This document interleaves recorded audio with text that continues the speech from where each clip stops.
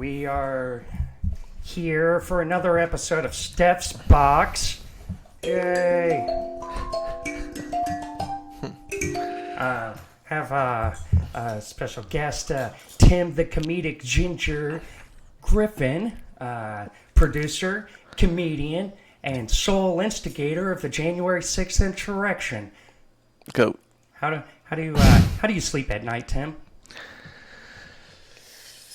Next question. I don't sleep much. Yeah. Yeah, I can't sleep with myself. Well, you got a wife at home, right? Yeah. Yeah. I have to lay awake in bed. Why's that? Because she wants me to come to bed when she goes to bed. Oh, damn, So, that's rough. Yeah. I fight it, but Yeah. Does she ever slip something in your drink at night? Like, here, make sure you drink all of it. I wish. She doesn't make me anything. So, except cum. Oh, shit. Yeah, well, that's apparent. You know, you've got kids. I mean, that's the only way you get them right. Yeah. Unless somebody else comes for you, and then, you know. I took care of them, so. Yeah. It's my little kids. Yeah, so how is that, like, raising a family and then, like, being on the road a bunch and just doing it in the beginning wouldn't have worked because there wasn't no money. There wasn't any money that was involved in it. So, but now, as long as some money's coming in, my wife's okay with it. She doesn't say she likes the 3 days or so away from me, but she definitely does. Am I talking too loud on this? Well, no, it's you're kind of going up and down, but okay. I'll just keep fucking with it until I get it in the right range. My kids are pretty good. I mean, my wife's good with it now that the money's coming in, and she gets to go with me sometimes, so that's cool for her. Yeah. I did meet her that one time in, was it Surf City? Probably, yeah, Crab Pot. Yeah. She doesn't make it out to many shows, right? So she's got to watch the kids. Yeah, that was a fun show. Like, I've never performed in front of an empty room except for a couple of people, like, eating seafood, just not paying attention. Or It always comes at the end of the season for the most part, but we've had that room, like, packed out before. Yeah. That was one of my, like, builder rooms, but the people out there are pretty good, and they gave me, like, references to other places, so there's, like, peaks and valleys with anything with a limited amount of people living around it. So right. Yeah, no, that's a weird spot. I've never been there. It's just like you get there and it looks like the entire town is just this one intersection with some touristy looking shops and a couple bars and restaurants, and that's about it. And we did 2 shows out there because we do Surf City at the Eventide as well. So and that one's coming back, but in season, I mean, the shows are pretty lit. Like it's fun time. I did both of those at the end of the season. Yeah. And Crooked Lotus, which... yeah. I love the Crooked Lotus. Yeah. I mean, I love Crooked Lotus because, that show was kind of like they came to my show because they wanted comedy. They seen the show, and then by reference, they got me there, and then we got a good amount of money, a lot of people in, and then it made me realize what my shows what could be worth or what they were worth, and it was a springboard for me. The door opened for that just to get me hungry, and then I kind of jumped more from there. So. Oh, right on. So actually, I don't know if. I mean, I've known you since I started comedy, but I don't think I've ever asked you, like, how long you've actually been producing shows. I started producing shows after a year. I did comedy for a year, doing stand-up, doing just, like, open mics and stuff like that. I got booked on a couple things, like Robert Snyder, like, booked me on something, opening up, like, a show Maddie Weiner was on it. So that was, like, really early off before she's, like, doing the things she's doing now. I don't know either of those people. I'm really? still a young blood, I guess. Okay. Yeah. Maddie Weiner's on, like, Comedy Central right now, but I was on a show with her. I don't know. It was like about a year into comedy. I was garbage probably, and it was a rough room too. But shit. What the fuck are we talking about?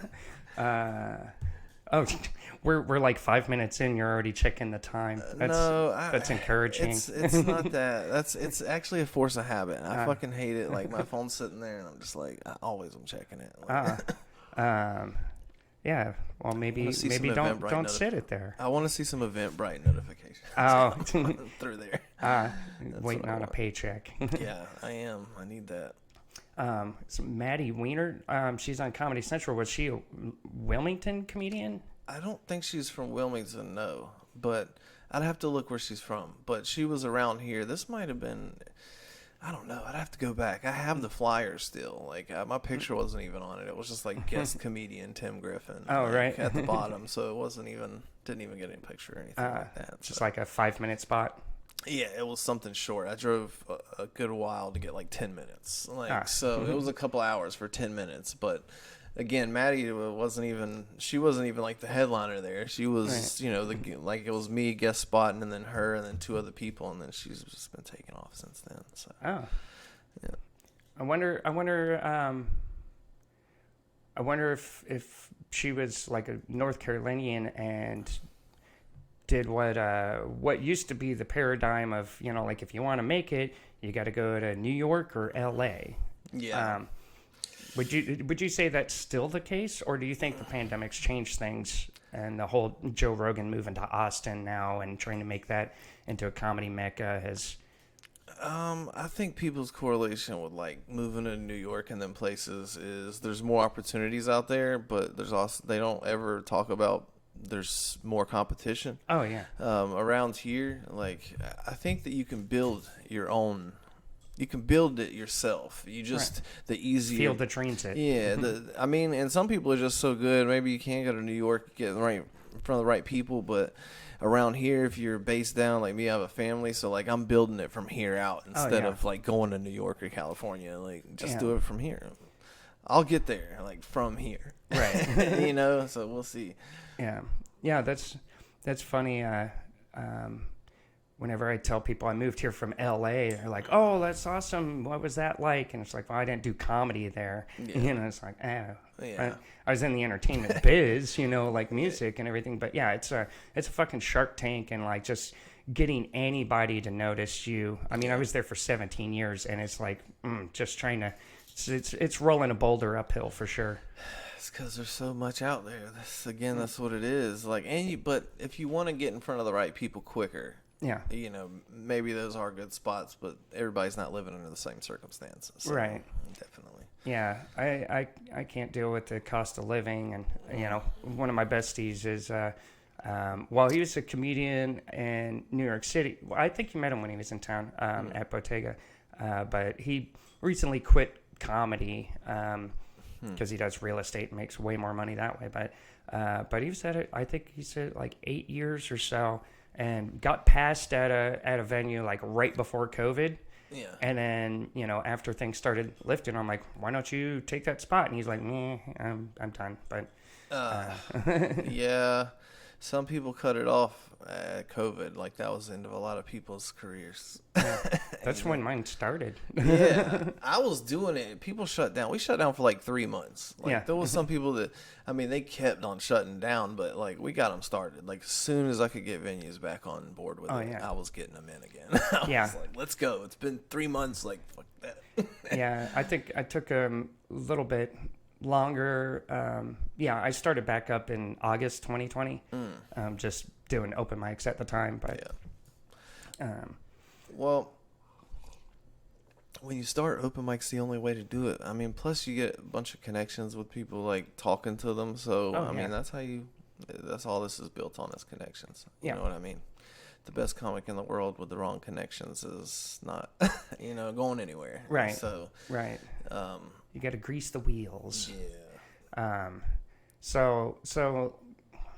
Speaking of connections, it's kind of interesting because you talk about connections, but the word on the street, so to speak. You've kind of got you've got an interesting reputation on the scene, you know, because like it's very polarized. I say like there's you know, like, oh yeah, no, I like the guy, you know, I work with him and everything, and then there's the fuck Tym Griffin, you know, like that always makes me laugh every time someone's like tells me something like that. I'm like, dude, that's great. Yeah.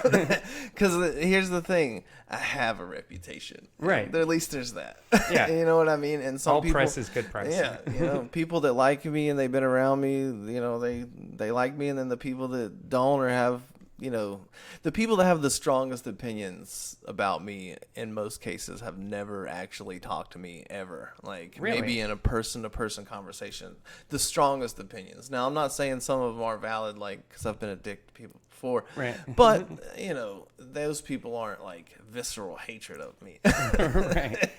So, I don't know. Well, I think I've heard some of it stem from the fact that you, I mean, you're a well-known Facebook troll or internet troll. Like you're always in and out of Facebook jail. Oh yeah, and you espouse some pretty conservative viewpoints, and I mean, you know, and I'd argue that comedy tends to lean liberal. Yeah. So, well, I don't know.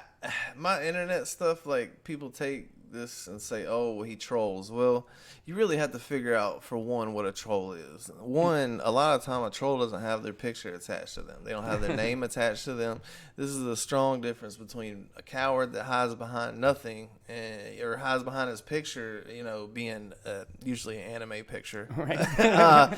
You know, and me who, you know, sometimes I do just try to piss people off because that's just funny to me. Like, if you come to my page and then cry about something I post, like, yeah. I mean, I'm going to fucking get on you, especially if you're coming in my domain to do it. So, you know, my house. yeah, I mean, and people make themselves mad. They come to my page, or they call, like, conservative views trolling, like, you're a troll. And it's like, okay, is it which part? Because if you explain it to me, maybe I can, like, show you, no, you just don't like that point of view. Right, So, right.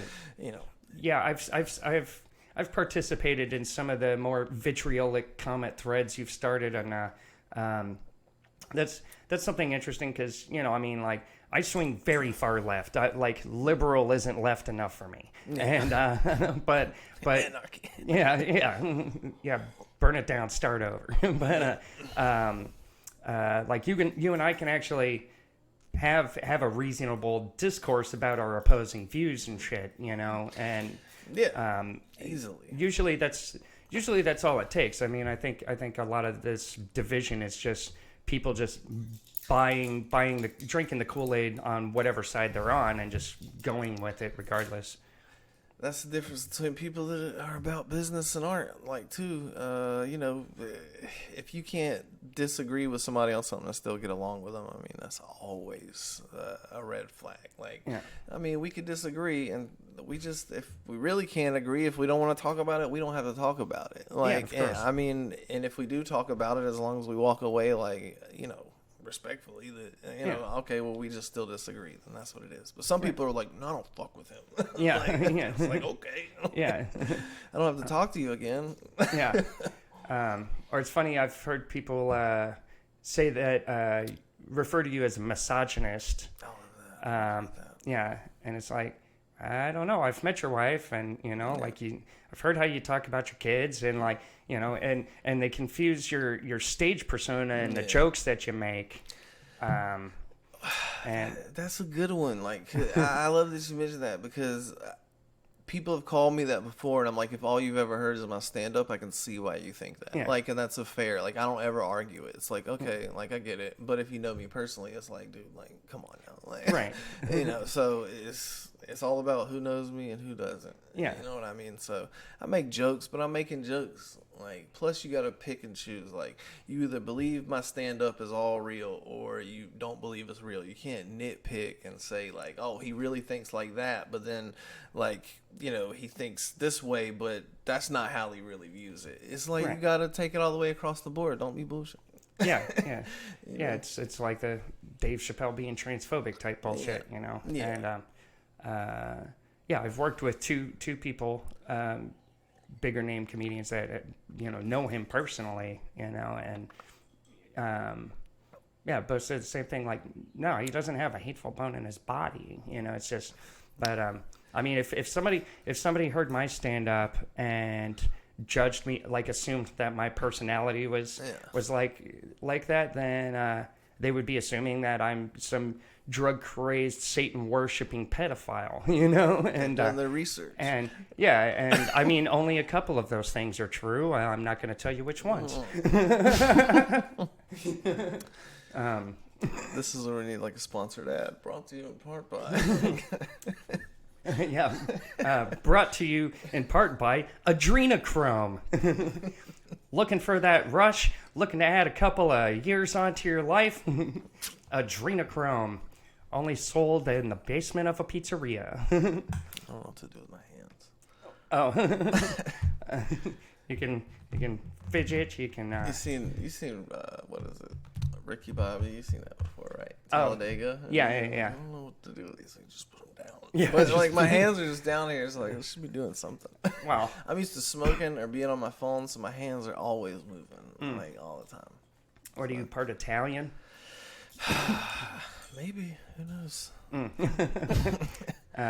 You don't know anything about your background. You don't know where the ginger came from. It's just... Somebody told me I was white one day, and I was like, perfect. Let's take that Score. No, I'm Irish on my mom's side, so that's about all I know. I don't really dig too much into it. Yeah. It just doesn't. I do want to go to, other places, but I don't dig too much into my heritage. Like, I'm a white dude. I don't know. I just feel like I feel like that no matter what. I don't know, man. I'm just a dude. Was it Mike Bird has this great bit where he's talking about how he's that kind of white, like all these, he did the 21andMe or whatever, and like it's like, yeah, it's all the countries that think that spice or that salt is a spice. I've heard that. Yeah.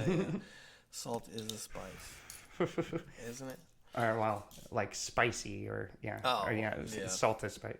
I don't know. I butchered it. Sorry, Mike. I've heard a lot of Mike's stuff. Yeah, like, I put him on a lot of stuff early on. I gotta get him on some more stuff. It's just you gotta hit me up, and he's got the baby, so yeah, you gotta hit me up because there's people I talk to regularly, and I just forget. Like the call that I make that day is just like, all right, who do I think like right now? Right. Like, so it's just yeah.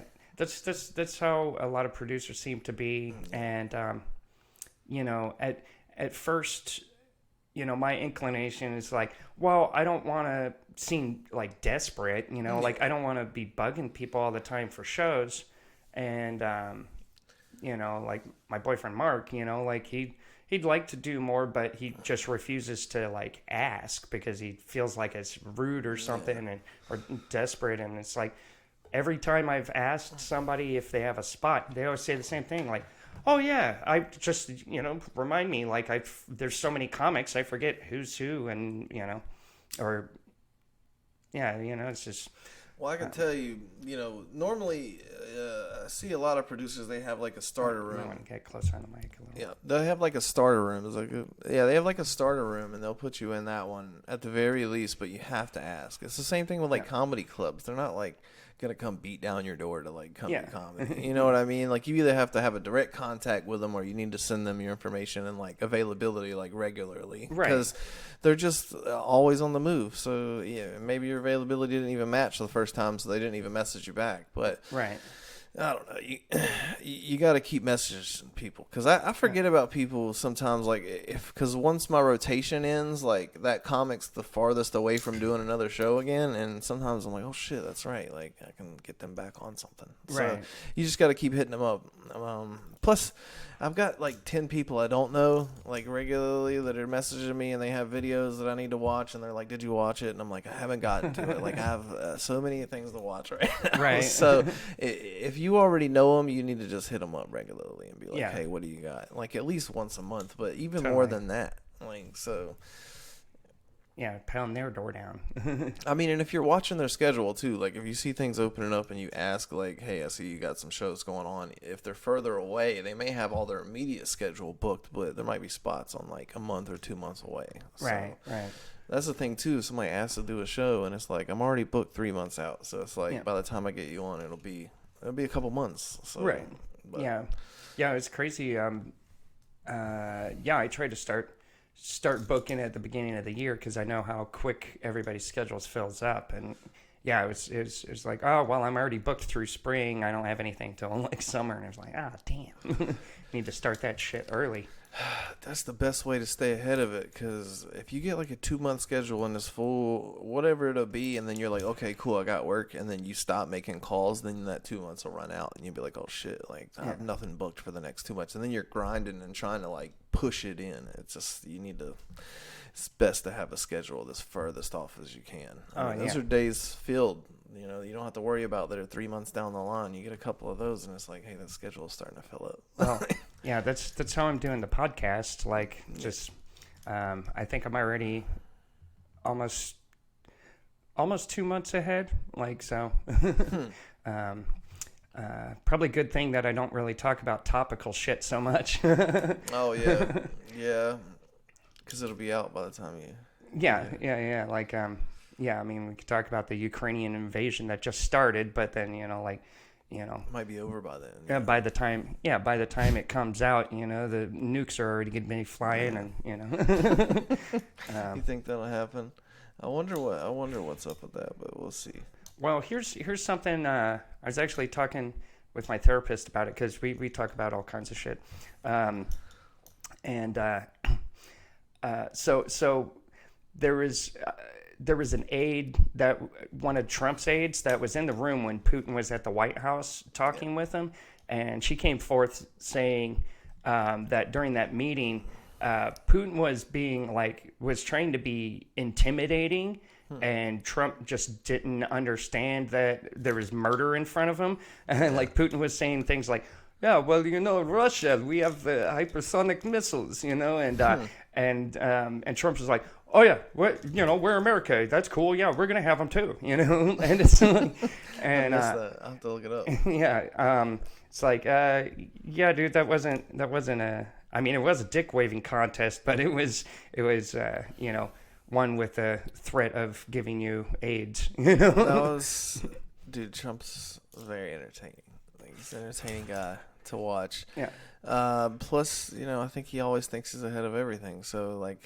It's true bravado, like when he's just like, I'll put you in jail or whatever he says, it's fucking hilarious to me. Well, yeah, and I know you were Team Trump, but what do you think now that he's like publicly saying like, Putin, and he's a smart guy, it's a good idea what he's doing, this is I think that's a little out of context. I think what he was saying, he said Putin is smart, which is, I don't think any intelligent person would so much argue that Putin isn't smart, because he did like rise to power and all these things that he does and then like maintain it. It doesn't mean he's a good person, but it means he's just a manipulative, smart person. So, and Trump said that, he wouldn't be doing that if our leadership wasn't dumb, is what he was saying. I actually heard that today. I listened to that today, like before I got here a little earlier today, and it was the first I heard. It was just on like reels on YouTube. So, right. But he said Putin's smart. I get that. I think Putin is smart. Like, he's not a good dude, but he's smart. I don't know. We'll see what happens with Trump in 2024, because this is like, no one can say this is going too great right now. No. It is kind of crazy though, because fucking, they said Russia, this Trump was, a Russian puppet and all this, but then turn around like and Biden waited. If you have your guy in place, why not do this while he can affect it? You know what I mean? Like, if he's in power, why wouldn't you do all this inside of that range? Like, wouldn't that be smart? Because he was in the highest seat of power he could be in if he were aiding. I don't know. But, it's all politics. Yeah. They're probably all in cahoots anyway. And then there's probably dudes that are above them that are actually running shit. And then, like, 3 guys above that guy. Yeah. So. Well, I think think the Russian mob has and Putin, has dirt on Trump, possibly that him pissing on, like doing the water sports with the hookers, and like, oh, Obama slept in this room, let's pee on it. It's like, if I'm all for that. If they, prove he does stuff like that, I always look at new evidence. I'll be like, damn, that's fucked up. But until I see it, I'm like, I don't know. Like, I gotta see it. I gotta see it first. So, honestly, though, I think people. I wouldn't put it past them though, right? Because rich people, just in general, are just. It seems like they're like, God, what can we do next? And right. they're like, let's fucking piss on kids. And I've got more money than I can ever use in a lifetime, so I can do anything. I mean, look at Jared Fogle. That motherfucker was. I mean, like, this dude got discovered from eating Subway all the time. Yeah. And then he's over here doing this shit. Like, that was his endeavors in life. Like, I'm going to fucking make it eating subs, and then I'm going to go fuck kids. Yeah. Like, what? Yeah. What a different range. Yeah. I wonder how much it is, like, money and fame changing people, or if they were, like, pieces of shit beforehand, like Bill Cosby, for example. I think some of them are pieces of shit, but they don't have the means to act out some of the things. And when they get the money, it's like, okay, now I can like do this shit. Yeah, now I can go to a Epstein party. yeah, all that stuff. Yeah, like now I got a way to do it. Yeah, so that's what it seems to be. Yeah, but what's funny though, like I get the sense of a lot of projection from the right when it comes to like QAnon and Pizzagate and all that stuff. Like nobody's arguing that there is a child sex trafficking ring, right? Yeah. Like that. There's enough evidence for that. Yeah. And Epstein and Ghislaine. Maxwell. But the thing is, like Trump's public statements, like oh, Ghislaine, like, oh, I've never met her, I have no idea who she is, and then there's like multiple pictures with him and Epstein and Ghislaine like hanging out and partying, and like it's like there was a time where they did hang out. I didn't hear him deny that he ever talked to Gillis, but there was a time they were around each other, and then eventually like Trump banned him from all his like facilities. Like he couldn't come to the hotels and stuff like that. So I wonder what happened behind those things to make him do that. Right. But it wasn't like made public why. So, but who knows? Because that fucking thing, I mean, it's like whatever happened to the sexual assault allegations against Biden too, like yeah. I mean, both of them have multiple allegations against him. Like I remember during the election time, all the comics, every fucking comic had a bit, like, so which sexual predator are you gonna vote for this year? Yeah, I did see that. Biden just had a questionable track record, but his thing with the sexual assault, it was like inappropriate touching. Like he's had like consistent behavior on top of when you like watch him in videos, especially around kids. Like I'm like, dude, that is fucking weird. Like people ignore it, but I'm like, dude, this dude is sniffing this child. And I know it's a joke. I know everyone jokes about it and stand up, but the hair. He's still fucking sniffing them. It's very obvious. Who does that? I don't know. Yeah. Let me sniff your baby. I don't know. Maybe he's got a super sensitive nose, like a hyper smeller or something. Like maybe he should have been in the perfume business or some shit. Maybe. But it's funny though. Like Trump. One of Trump's gaffes was the whole like you got to grab him by the pussy. Yeah. And well, I mean that wasn't even a gaffe. Like it was supposed to be a gaffe, but it didn't affect him at all, which is kind of fucked up. But then one of the allegations against Biden was that he reached up a woman's skirt and fingered her, and so it's like Trump's talking about grabbing pussies and Biden's grabbing pussies. So I mean, if you want to talk about effectiveness and follow through on campaign promises, Yeah, I see where you're going with that. I didn't actually hear that Biden did that, so I haven't heard anything about that. I do remember the grab her by the pussy thing, and they had some stuff about that. I think Bill Burr did a set about that. He was like, it will blow anyone's fucking campaign up. He was like, but you blow it. You fucking blow it. It'll blow everything up. You blow it. Yeah. Like, I mean, the shit was hilarious. I mean, because he's not on either one. He's like, I didn't vote for Hillary. I didn't vote for Trump. He was like, you should have won. You fucking blew it. Yeah. I mean, it was hilarious. Yeah. Bill Burr is one of my favorites. Oh, yeah. I think he is for a lot of people. Yeah. He's...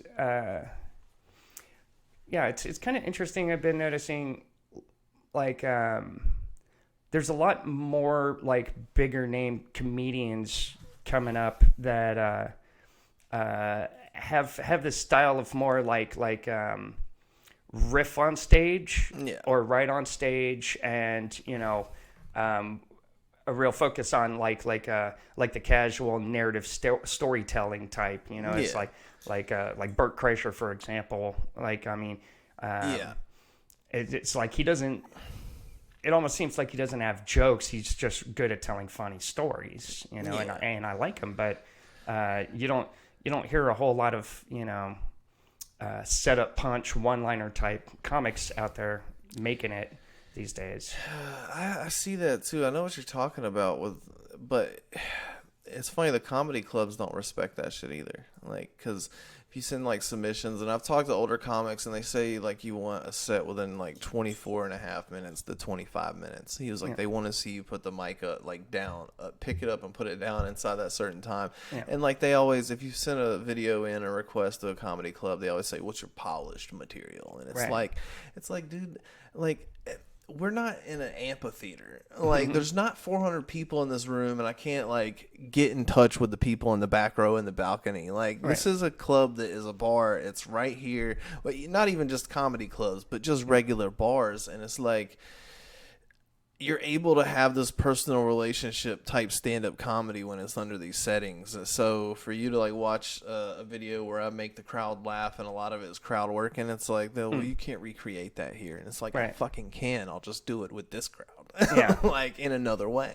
And so, but they don't respect that. Then the storytelling comedy clubs measure you by the laugh per minute. They want 5 laughs per minute is what it is. It's kind of low, actually. But I mean, when you break it down, that's a laugh about every 12 seconds. Right. So when you're storytelling, like some of these guys do, they could do that in their special and it flies and it's a good special. But like if you sent that to a comedy club, they'd be like measuring it by that same way. They'd be like, oh, I don't like it. They only laughed fucking 30 times in your set or whatever it was. And it's like, yeah, but I had them entertained. They're going to come back. But that shit doesn't matter. It's immeasurable. So right.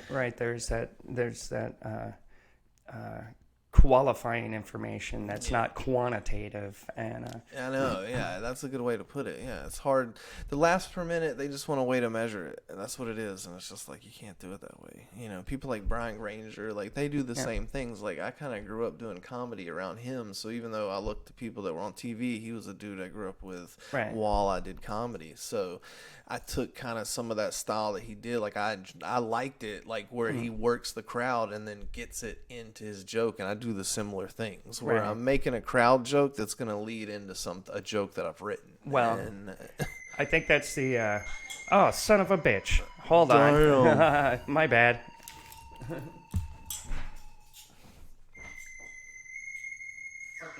telemarketer. Fuck you.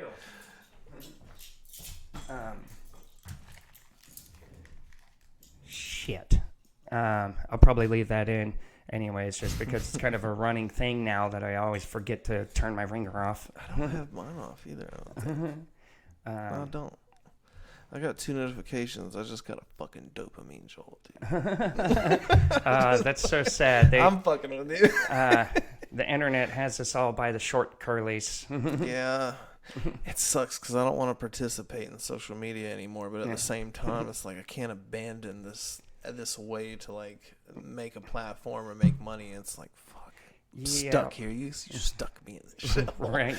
Like, yeah, I notice when I take a break from social media, it's like people just forget about you. Just forget that you exist. Not everyone. Some people message you and ask you how you're doing. Yeah, that's true. Yes, you did do that. I'll watch motherfuckers because I'll tell you, like, comedy is a fucking dark thing when it comes to like with comics and like where we're all at in our mental spaces. Right. So it only takes a little bit for something to fall through and just totally ruin someone's mental space. And this is like, I'm not saying anyone I message I think is high suicide or anything like that, but if I notice someone goes missing, I'm like, dude, where the fuck are they at? Like, because they don't just drop off. Like, my boy James Jones and fucking, he's up there in Atlanta, and he was gone for like a month, and I was like, where the fuck are you at, dude? And then he was in a diabetic coma for like that whole fucking holy month. shit. And I was like, holy shit. Like, oh, damn. but no one knew where he was at, and his social media, he updated it every day. So I was like, dude, something's going on. Right, so, right. You gotta worry about somebody. Yeah. I mean, hit someone up if you see them falling off. Like, go see what's up. Because sometimes, sometimes motherfuckers is darker than you think. So it's gotta hit people up. What is it? A buddy of mine said, I don't trust a happy comedian. I just don't. Yeah. And I was like, well, shit, dude. Like, I'm pretty happy in general. I mean, between the therapy and the medication, and like not working a day job, it's kind of low stress, but like the comedy stuff. I mean, it some things get me down from time to time. Happiness is passive, just like sadness for the most part. So you can't live in a constant state of happiness. But like someone you never see down, it's like you have no creative angst. Like there's nothing pushing you to do anything. So it's I haven't met a comic yet that isn't damaged in some kind of way. Well, I mean, sure. Maybe some of them hide it for a long time but they're fucking all like something's wrong with everybody. Yeah. So I always joke. That I waited so long to get into comedy because it took so many concussions before it made sense. Yeah, you have to build up the trauma. Yeah, until it just like spills over and you can't, it's, I mean, it's kind of a sick pursuit anyway. Like, hey, look at me, listen to me, listen to my hot take, it's like you gotta have an ego and all kinds of stuff, because to believe that you could make it in comedy, you have to have something else that's going on to believe like you're gonna make a bunch of people that don't know you want to listen to shit that you say that is for the most part irrelevant. Right. You're telling jokes, you're making them laugh, sure, but like for the most part it's just a bunch of like, I need this money. But telling jokes is fun. Yeah, but it's still just like, if there's an apocalypse, like there's gonna be no demand. Oh, bullshit. There's going to be a higher demand. I always think, I don't know about you, but I fantasize about post-apocalyptic scenarios fairly often. Because I think a lot of people do. Like, it's probably why shows like Walking Dead were so popular. And, because it's like, well, where would I fit in this society? And it's like, well, if everything fucking sucks, like all the time, it's a good day when you find a unopened can of tuna fish in a dumpster, and then like having somebody around that can lighten the mood and distract you from the horrors of reality from time to time. That's really important. That's powerful. Yeah. Let's see. We'll have to see it happen. Well, if there's a post-apocalypse and we run into each other, I'll ask you how. How's that career going? Yeah. What are they paying you in? Yeah. It's just board and like food. Like you don't. Maybe they go back to jester rules where they just chop your head off if you. Maybe they just don't kill and eat you. Yeah. As long as you're funny, Everybody's on the menu if it's long enough time goes by with no food. Yeah. So. Yeah, and like I think I could go about 24 hours before I resort to cannibalism. Yeah, 24. I already made that joke on another podcast. So, did you? It's copyrighted. Yeah. I copyrighted myself from myself. So now I got to sue myself. You got to watch out. Sometimes you tell a joke in a group of people and everyone's like, whose joke is that? Especially if you like workshop half of it together and it's like, no, who gets to keep this? Yeah. That's why I don't even really workshop writing, because it's like, dude, I can't. Like, if I write a good joke, I need to keep that joke. Well, see, the way I see it, like I love workshopping. Like I'm a big nerd for the technicals, and if somebody has a premise and like they have something that they present that like, what do you think of this? most of the time I'll just like, boom, I'll have a punch or I'll have like, something for it. And I always say, that's yours. Use it. Keep it. I mean, I can write my own fucking jokes. I'm not... Yeah. In passing, I definitely can get that. Like, because I've heard other people's jokes. I'm like, dude, you could probably add this in, and this would be like... This like just a one-liner that can make that just a little bit funnier. And it's like, it's just something they can add. It's like, I'm not going to use it because it doesn't go with anything that I have. But listening to your joke, like, you could probably add that in there. And, like, and if they do, they do. If they don't, and they don't. They didn't listen to my advice. It's fine. Yeah. Some people, like hate the idea of workshopping or just adamantly against it. The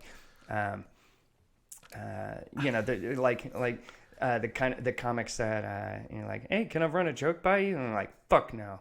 And it's all, but. If you're a comic, you've heard so many jokes off stage. I'm almost in that boat. Like that, like someone's like, "Tell me, like, I'm gonna tell you a joke." And I'm like, "Dude, please don't tell me it. I don't want to hear any jokes right now." Like, I just stopped thinking about jokes for 2 seconds. Like, let's just not do it today. Well, time and place. I remember that we did that New Year's thing in in Morehead City. Oh, yeah.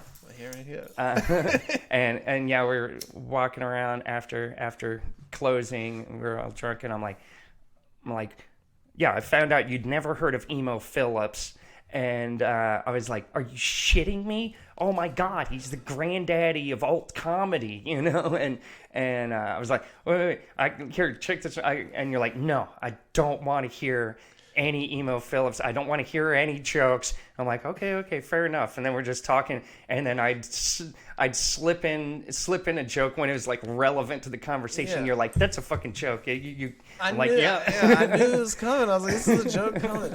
We ended up watching them though, that night, and it was entertaining. I mean, he's a dude. You watch that person, and it's like they have a specific comedy that no one can really imitate. So they are what you're looking for when it comes to something different compared to like just another dude telling jokes or another whoever it is telling jokes. Another cis white straight guy with his first world problems. Yeah. What's the deal with all these minorities? The demographic. That's your demographic.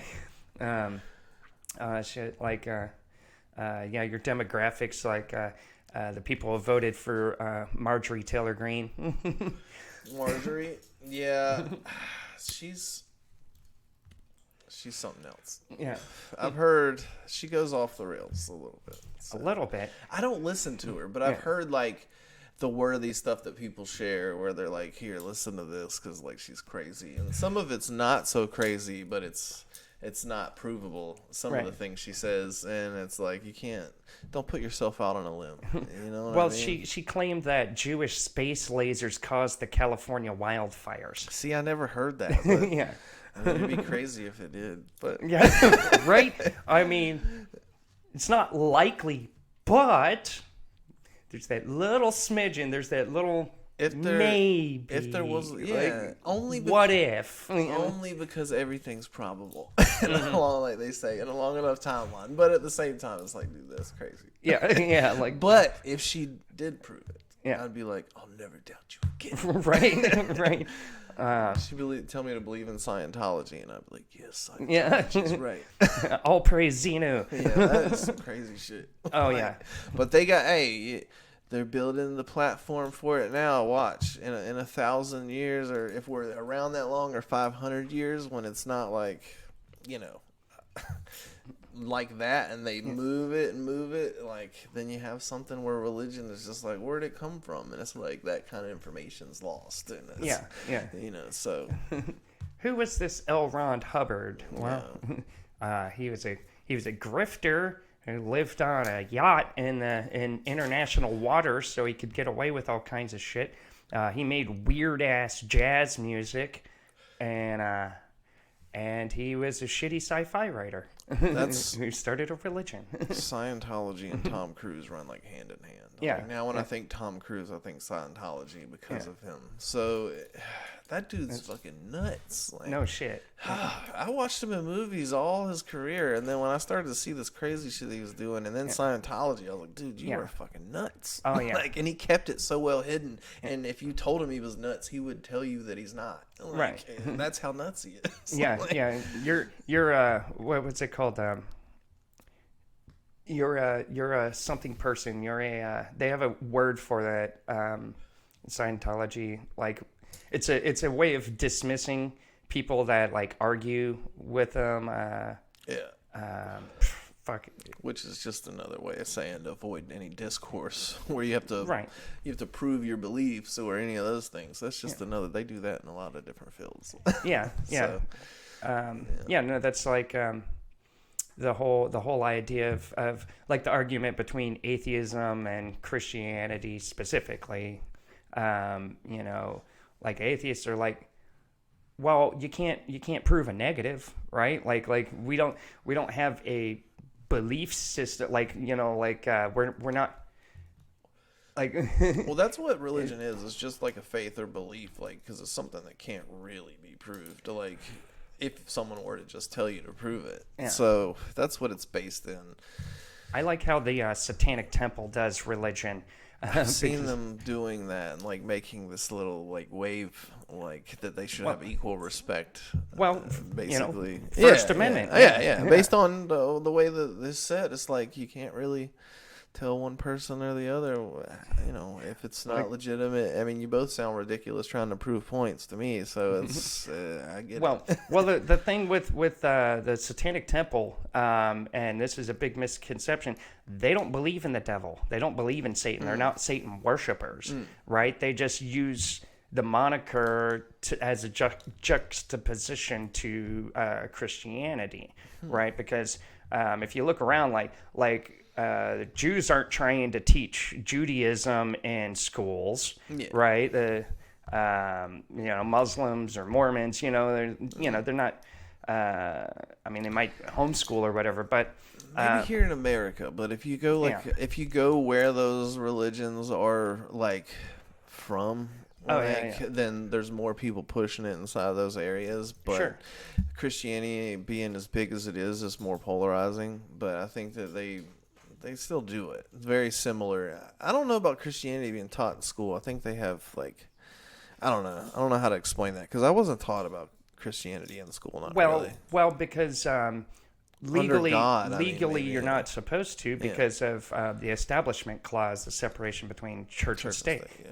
And but you know, Christians, you know, it's not all Christians either. It's the evangelical young earth creationist nut jobs, you know, that say the planet's 6,000 years old, that man lived beside dinosaurs, and all the, you know, Noah's Ark was a literal historical fact, and you know, all of this stuff. And they're the ones that are, you know, trying to make the case that, well, evolution is just a theory.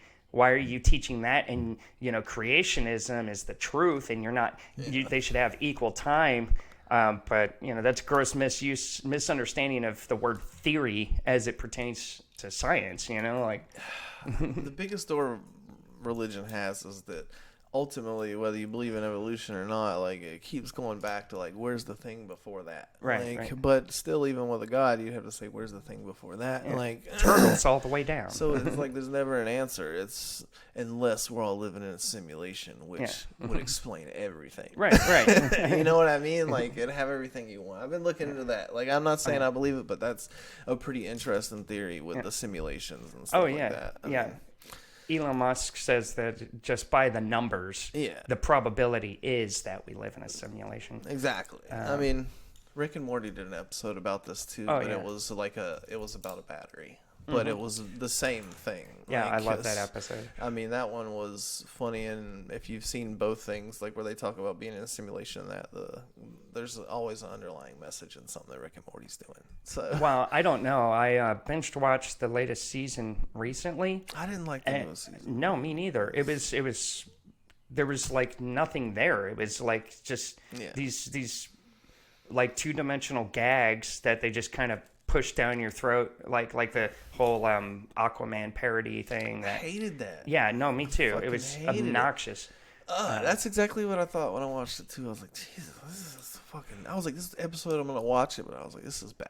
Yeah, Like, this is shit. I can't think of one episode, except for maybe the last episode when they went back to canon and like the kind of running plot with the and everything. And throughout the season, they were making jokes about like how, we don't want to do a serial, we want to do episodic one-offs, and the suits keep wanting us to do the serial, and it's like, well, no, the fans kind of do too, because that was really fucking cool and engaging, and now it almost seems like they're trying to get canceled. Yeah, I loved the first seasons of it, but this last season, I couldn't think of, like I said, I couldn't think of an episode that I didn't like up until like these new ones, and then there was a number of them in the new season. And I was like, and the Aquaman was the most like glaring one. I was like, I really hate this. Yeah.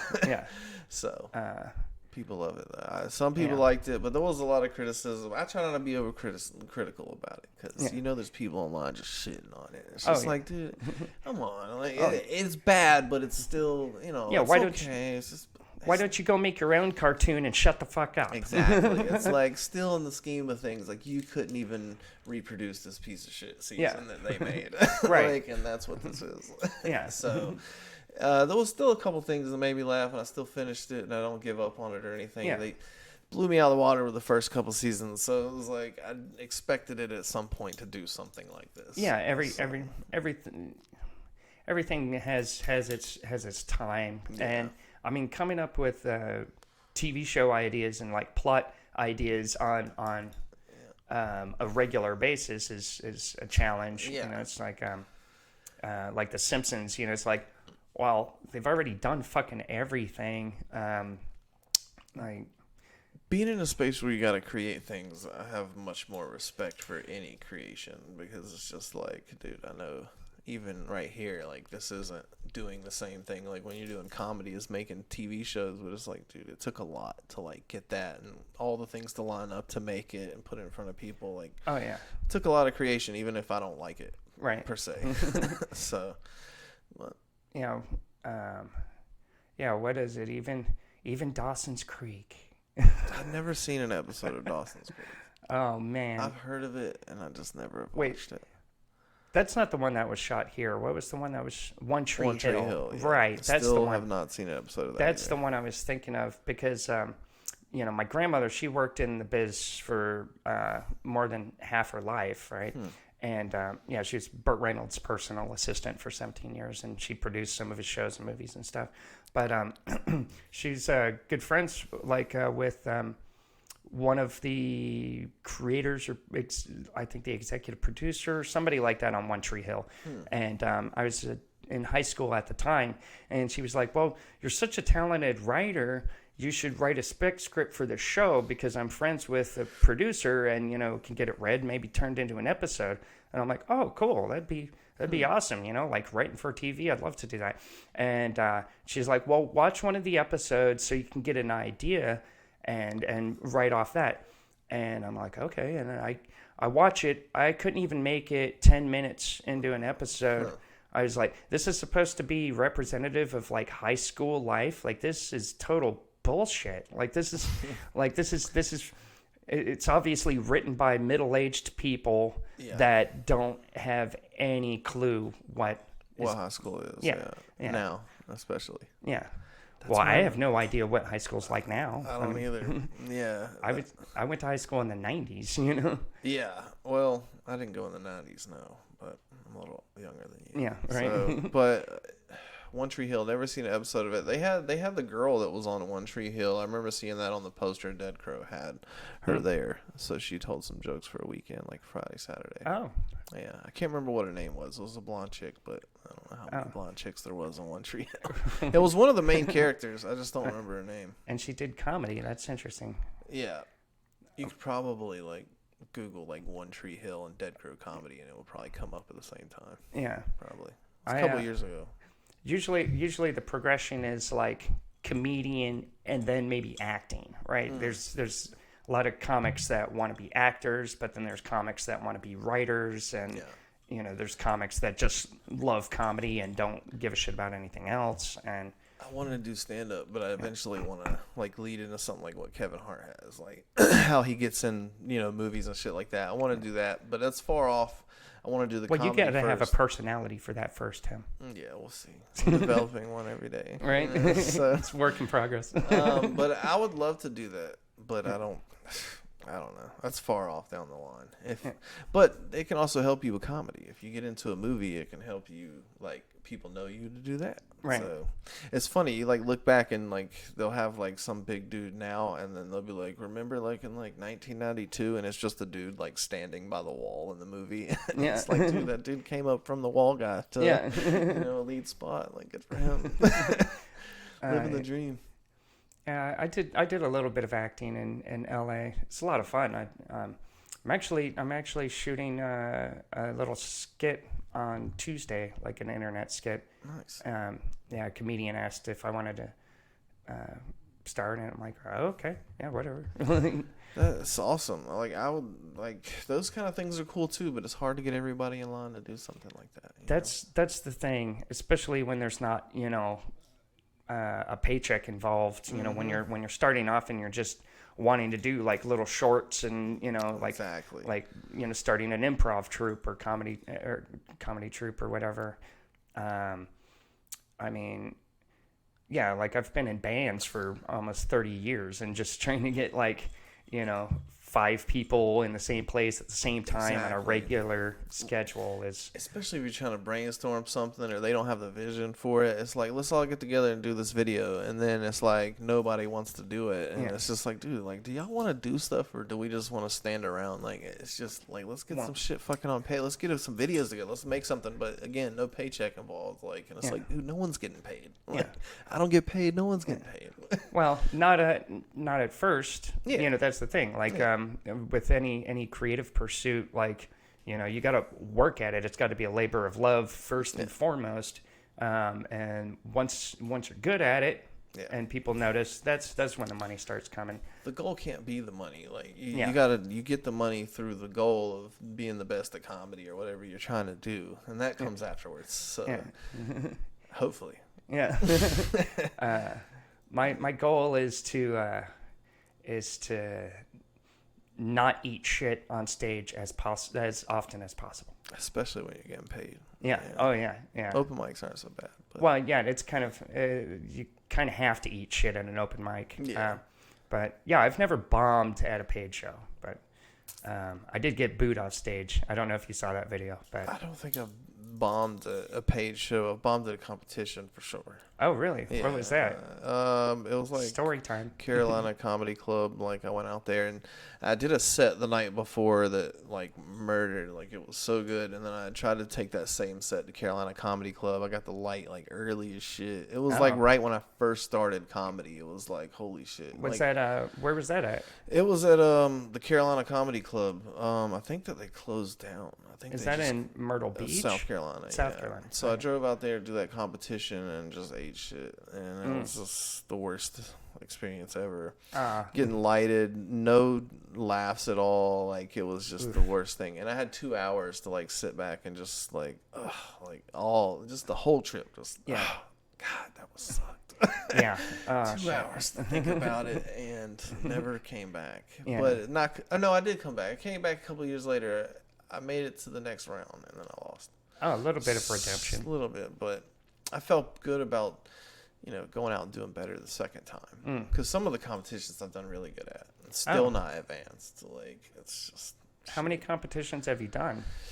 I did Port City's Top Comic once, and I did the Carolina Comedy Club Best Beach Comic twice. I did the one at Lazy Pirate that Louis Bishop used to do. Oh. And I did the comic strip volume 1.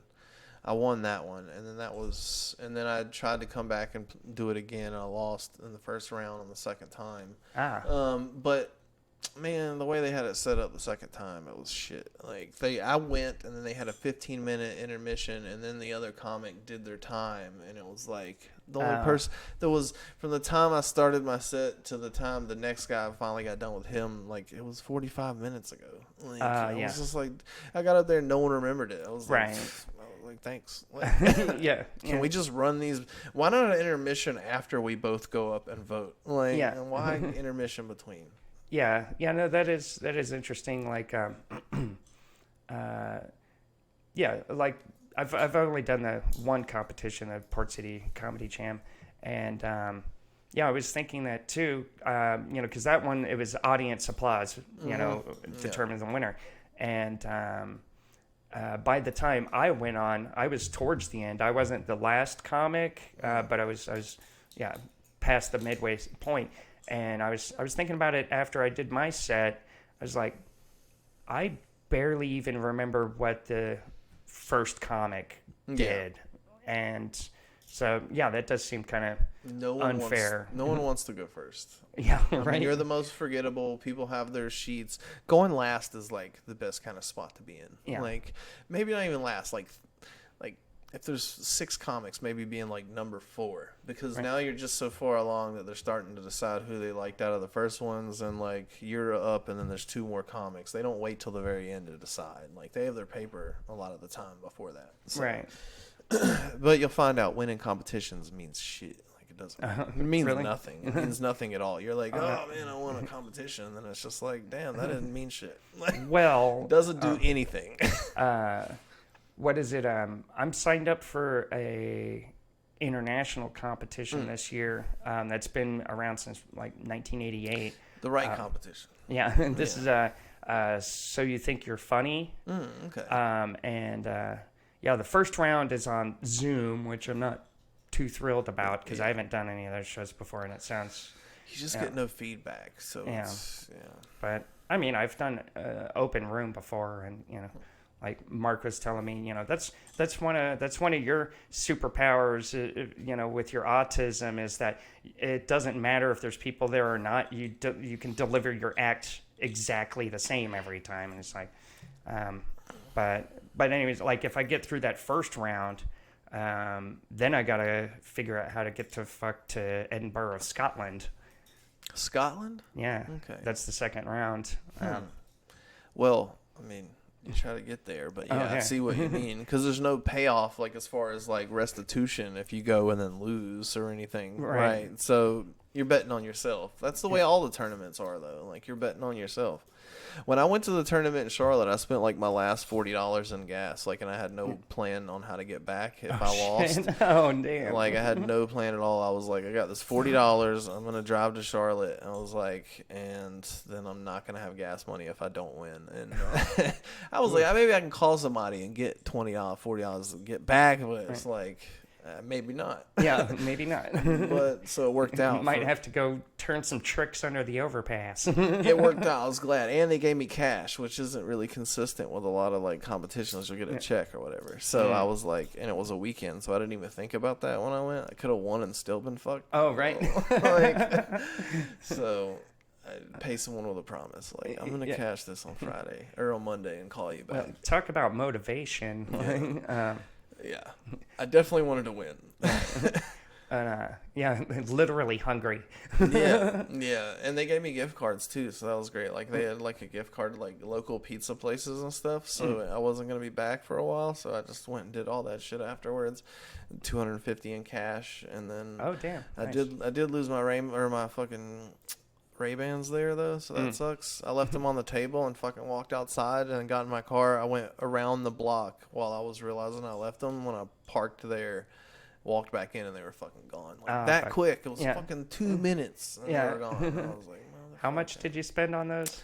I spent $150 on them. Oh Jesus! But for sunglasses. But I never have spent that much on sunglasses before. It was dowry. We spent it with money from dowry when I got married. So this was like the one frivolous thing we bought. Like everything else, we put the bills and like the room and like eating all that shit. Like we bought a pair of sunglasses a piece, and that was it. Oh, okay. So, very frivolous. Like, because I was like, dude, I don't like spending this money. And she was like, we're gonna get one thing, and I was like, okay, so that's what we got. Yeah.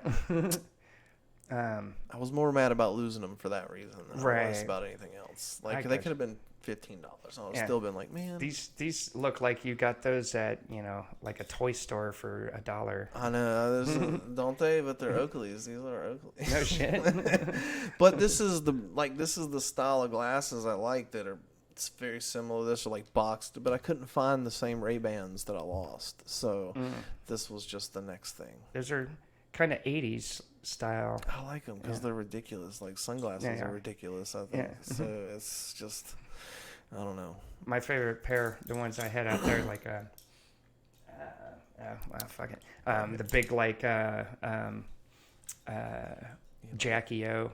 Jackie O. Oh. Like just giant old lady glasses. Not everybody gets that Jackie O reference. I'm old. You're talking about the chick from Get Him to the... Are you talking about the chick from Get Him to the Greek? No. Or is this even older than that? Older then than I that. don't understand it. Yeah. I thought you were talking about her from Get Him to the Greek. That was her name. That was actually her name. Oh, really? So, I didn't even understand. Have you seen that yet? Mm-mm. Jesus. I know. I live in a cave. Get Him to the Greek. It's got Is it Russell Brand? Yeah. And you don't like him? I listen to his YouTube almost every day. It's got him and Jonah Hill in it, right? And fucking P Diddy's in it, dude. That is hilarious. Like, I can't believe you missed that one. There's so much shit to watch these days. It's overwhelming, and I mean, honestly, like I have a thing like, and again, like it's kind of an autistic trait. Like it's kind of common is like repetitious behavior and like routines. And so I watch a lot of reruns. Like I've watched the same movies over and over and over, listen to the same music over and over and over. And it's like, there's just like something calming and comforting about it. And it's really hard to get me interested in something new. Yeah. But if you do get interested in it, you go all the way through it. Oh yeah. Get obsessed and shit. I do that. I mean, shit. Some of the music especially, I listen to. Like, if I get into like a spurt where I'm listening to music, I'm listening to that for like a month. Like, just the same 10, 15 songs, like just over and over again. So, movies, I mean, my mom does that shit. Dude, she's watched Holes probably like fucking 1,000 times. Like, I've came to her house and like she went to sleep with it on and it's still playing. And it's like fucking like Holes. Holes. It's like a movie with it's a Disney movie actually with I thought it sounded like a porn. No, that would be good too. It's got Shia LaBeouf in it. It's when he was really young. So and she just watches this movie just repetitively. Yeah, I don't know. Shia LaBeouf. I haven't heard that name in a little while. What was that whole thing years ago where he was making some crazy shit up and he got called out on it? Well, he went off the deep end. He kind of just fucked up on set, and then he like gave some of the places like ultimatums, like kick him off the show or I'm off the show or a movie, and they were like, all right, well, you're not on it then. Right. And surprising, I know Alec Baldwin was one of those guys. Like he thought he was gonna get fired, and they were like, no, we're just gonna keep you and get him off of here. Like, damn. And he was coming up too, man. Oh, right. He was fucking like Shia LaBeouf. And then I see Transformers come out and he's not in it. I'm like, holy shit, you really messed up. Oh, yeah. They took you out of the Transformers? Yeah, that's damn it. Yeah, honestly, like that was he was one of the few redeeming qualities of the first movie. Like, God, it was so awful. Shia LaBeouf. The first Transformers, like, well, first of all, Michael Bay. When did it come out? When did Transformers come out? Shit. It was when I was still in college, so it was in the mid-2000s. See, I was just like around 18 or something when that shit, so like it seemed a lot cooler to me at the time. Sure. I thought it was alright. I thought they were alright, but they did get shitty as they went on. The first one, my little brother, Mikey Two Taint. Yeah, he's been it was a nickname he got as a cook, and I have him in my cell phone as that. So it's hilarious when he calls because Siri is like Mikey Two Taints. But he's been obsessed with Transformers his whole life, and so when I flew out here from LA to visit, he insisted on dragging me to the movie theater, like bought me a ticket, and I fell asleep like halfway through the movie. And he was all pissed off, and he's like, no, you got to see it. And I'm like, I wasn't really feeling it. Like, no, we're going again. I got you a ticket. And I'm like, oh, shit. And I go to see it again, fell asleep again. I've fallen asleep in the movie theater. Some movies are terrible. Yeah. Like, I mean, if you get forced to it, why? Yeah. Well, I don't like forcing people to movies anyway. If they don't want to go, they're not going to enjoy it. Probably. When have you ever, I don't know, some shitty movies, you go have low expectations and they blow you away, I guess. Yeah. Have you ever walked out of a movie? Yeah, like movie 48 or something like that. Movie 43, something like that. I thought it was going to be funny. It was just shitty. It was like a spoof movie, like similar to like Scary Movie. Right. But it had like Halle Berry in it. And, you know, it was the very same kind of platform. Not Scary Movie. What was the spoof Scary Movie? There was like, is it Scary That's what, Movie? yeah. Yeah. Scary Movie. And it was like that. But it was just not funny. It was just, and it was in a room full of people. It was, and I was just like, damn, this should be funnier. Yeah. See, there was, I've walked out of 2 movies, but both, like when I was a senior in high school, I worked at a movie theater, so I could watch movies for free. Okay. Like I remember walking out of Meet Joe Black because it was too long and dry and boring, and I mean, Pitt. it's 17-year-old. Like I just wasn't. It wasn't what I expected.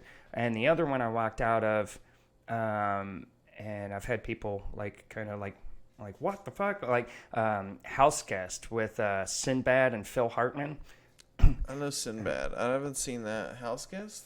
Yeah, it was a late 90s movie. And I like to meet Joe Black.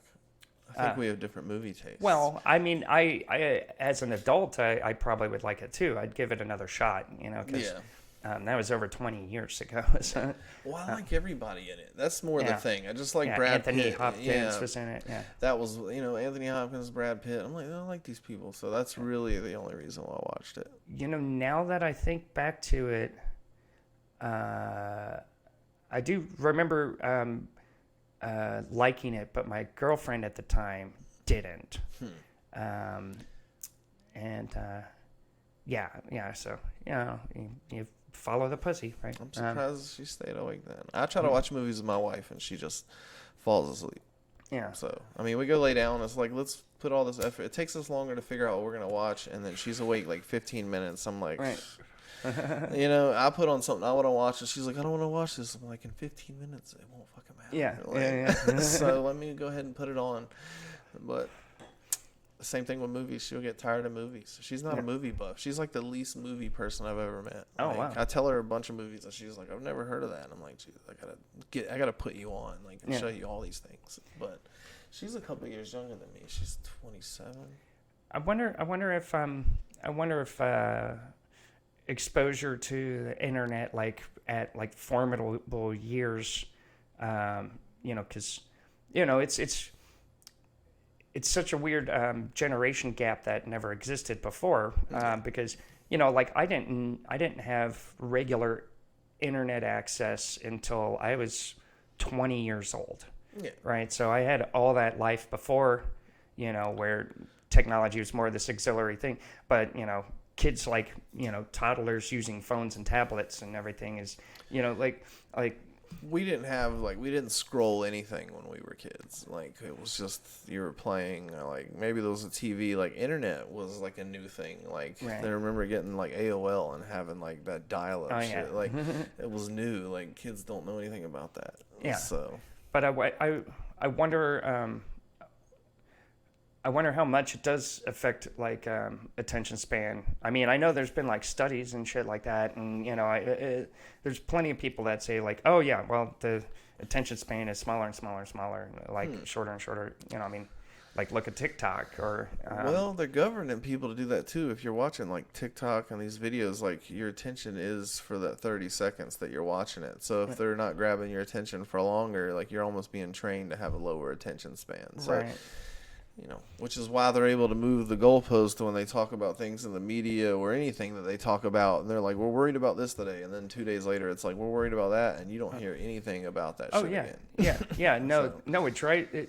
It makes me feel like an insane person sometimes because, like I've got a really really sharp memory, and yeah, I see it all the time where people just forget, you know, and like really serious shit, like shit that people shouldn't be forgetting, you know, and I don't talk to too many people. So. Yeah.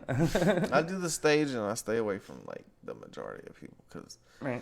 I don't know. The smaller your circle, the better. Like when it comes to personal shit, obviously not work, but you know, just too many. Been hurt too many times to let anyone in. Is that what it is? I mean, that's what it is. The degree. I mean, you know. Yeah. You let too many people in, you let the wrong people in, and then they fuck you over, and then after a while, you just make sure that people don't get so close so they can't do that no more. Well, I feel you on that.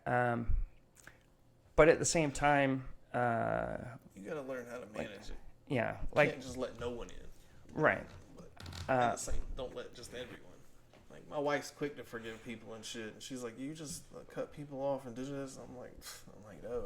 If there's anything I've been taught is that people tend to have the same similar behaviors. Right. Like if they fuck you, they'll fuck you again. Like and they'll fuck you again. Like well, you have to break the habit. Like that's what it is. Don't give them too many chances, but don't give people no chances. Yeah. Like, I mean. Yeah, I tend to use the 3 strikes rule. Yeah. You know, and I have no problem with confrontation or, you know, like if you do me wrong, I'm gonna say, hey, that wasn't cool. Why the hell did you do that? You know, and if they're apologetic and you know contrite about it, you know, like I'm still on alert and I'm gonna be paying attention to see if they start sliding in that same direction again, and the behavior continues. Yeah. Which I think motherfuckers need to talk to people more because sometimes there's misunderstandings. You know what I mean? Even like we were talking about like Seagate. Like if you wouldn't have mentioned that to me, you might go on just thinking like you told me about it, and then I was like, I'm gonna go fucking talk to them. Like you know, but there's people that would never mention that, and just be like, I'm never gonna fucking talk to them again. It's like you gotta talk to people because sometimes it ain't what you think. Like, well, like how we didn't talk for a year. Yeah. I mean, you know, but. We did have a little bit. I think we couldn't see eye to eye at first, like about what we perceived was going on, and that's why we had to take a break. We worked it out, right? Yeah. No, we're cool. Yeah, it's just misunderstandings, and especially like when you're relying on predominantly text to communicate. It's the worst. It's by far an inferior form of communication because, like, you can't hear somebody's tone of voice or you know any of that. People don't answer phone calls. I They know. don't want to answer phone calls. Like I'll call, no answer, text, get a text right back. It's like, yo, you had your phone. Just why didn't you answer? Yeah. I got 500 things to tell you, and I don't want to text it to you. Exactly. Like, answer the phone. Yeah. So. And yeah, no, I'm the same way. I prefer to talk on the phone because. For one, like my sense of humor does not translate through text at all. You know, like you can't express dryness, right? Yeah. Like there's a lot of room sarcasm. for miscommunication in a text. Yeah. So, but it is nice sometimes to have a text because. Now I have it like on record. Like I can go back and be like, I told you February 26th you were gonna be here, so now I know that like I've told you. So, but see, I'll text them details and then like tell them the 500 details in the phone call. Like you know, here's the basics, where it's at, you know, what day it is, and what time. Yeah, like everything else, just pick up the phone. Yeah, totally. And it's something I've noticed, and I've asked a lot of people this. You know, well, let me ask you, when you get a text from somebody that maybe kind of rubs you the wrong way, or like, do you hear that person's voice in your head while you're reading it with like a certain tone to it? Well, I guess you could, if I've talked to these people, I mean, you can apply what you've already know about them to what they're saying, I believe, you know, like if someone texts me and was like, you're a fucking asshole, but like, I know that's a buddy and they tell me that in person, like I know they're fucking around. So, but if it's someone that I don't know or that probably thinks that about me, then, you know, I hear it that way. Yeah. Even if it's not true, maybe it's just perceived, but I feel like I'm pretty good at like taking people's energy and like how they feel towards me. So it's just, maybe it's not always right. It's not foolproof. Yeah. But, you know, I think there's generally you can do that. Well, I ask because there's been times like I've had like pretty much the vast majority of like my epic fallouts with people have always transpired through texts. Yeah. And it's always been like an obvious misunderstanding. And like I've had people say, you know, like, you know, why do you have that like snooty condescending tone and everything? And it's like, what tone? There's no tone. It's a text. Like, you know. I've seen that too. It's if you be short with people too, they take it that way. Like they're like, "Where's it at?" And the only response is "bim, bim," and you know it comes off as short, but it's like, dude, I got other things to do. Like then say, "Hey, you know, I'll tell you thanks for coming, but I don't, you know, I'm not gonna tell you 1,000 things in the text." Right. People tend to forget like that the people around them have lives too. You know, it's like accessibility. You know, we're all on call 24/7. It's like but I try to read texts like a text to speech like a robot, you know, like I do my best to like not impose any inflection or tone, or, you know, I just take the literal meanings of the words. Exactly. And, yeah. It's hard to do sometimes, you know, so. Well, that's just my default mode. I do that when I'm talking to people face to face too. Yeah. People get too comfortable in text too. Like I said, there's a lot of room for misunderstanding in a text message, no matter what it is. So, but what can you do? Every time I crack a joke in a text, like I always have this like brief moment of panic right after. Like, are they gonna understand it's a joke? Like, should I have put a winky face emoji or laughy face emoji at the end of it? But then I don't like doing that because then it looks like I'm laughing at my own joke. And yeah, well, that's right. You don't stand alone. I've sent many a text or sent like a joke, and then it took them a while to get back to me. And I'm like, damn, did I piss them off? Right. Like, you know what I mean? And then they get back and like, no, I just didn't have time. And I'm like, well, fuck. Yeah. Man. I went through 1,000 scenarios, so you just you hated me for all of them today. Yeah. Well, that's like the most torturous thing. In one of the most torturous things in modern society and how we interact with each other is ghosting. Yeah. Ghosting is just cold-blooded. It's fucked up. I ghost people sometimes. I know. You just gotta disappear. You ghosted me for a while. I get off the radar because I don't like conflict a lot of the time. So sometimes if I have to, I'm like, this is the best move for me right now. So get away from this person. Like, for whatever reason I feel that way, it's like, I gotta get away from them. And it's not just...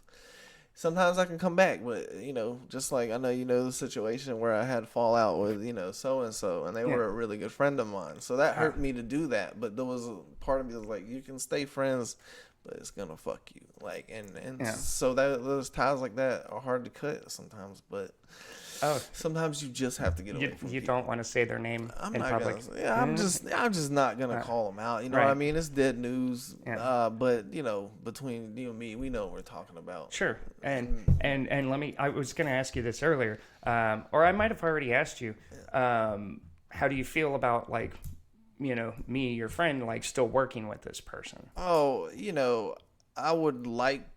You know, I want to see comedy everywhere. Like, I don't want people doing when it's unceremonious like it was for the level of success that I brought the shit. Like, that was the kind of some of the worst part of it. But there was people that stood by me and like wouldn't do certain show until I was like, yo, like, you know, because I eventually came back and like offered this person work after all this happened. Oh, okay. You know, but the thing is, I just keep an eye on these people, like because maybe that wasn't what you're all about, and it was just some kind of misunderstanding, and that's the way everything fell. But maybe so. So you know, just keep an eye. But I offered them work after that. You know what I mean? Like good work, not just like for the offer, but it was good work. Right. So, you know, it was funny. We were just talking about this the other day, and I told them, like, they don't want to take the work. If Rome's on fire and you want to keep it that way, just keep it that way. If you don't, I don't give a fuck. Right. You know, it's all the same to me.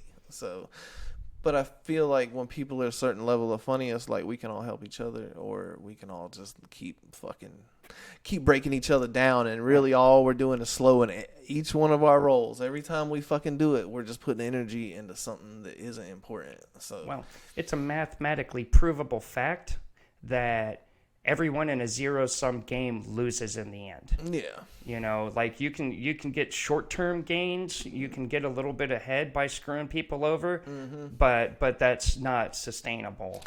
I mean, and that's the most baffling part when some people do some of the things they do is just like, yo, like you didn't think about like this whole series of events that like even, and not even in this one situation, but if you take one of my bags, like I'm telling you that I would have had so many more bags in front of you. So whatever you got from that was an ultimate net loss. Right. Like, yeah, stick with me. Like, I'll take care of you as you go. The more valuable you become, the more you get paid. Like, and that's just, it's just, I don't know, man. That's the whole thing. Fucking kills me. Yeah. You know, so. Price of doing business. Nothing new, you know. Yeah. Yes, nothing new.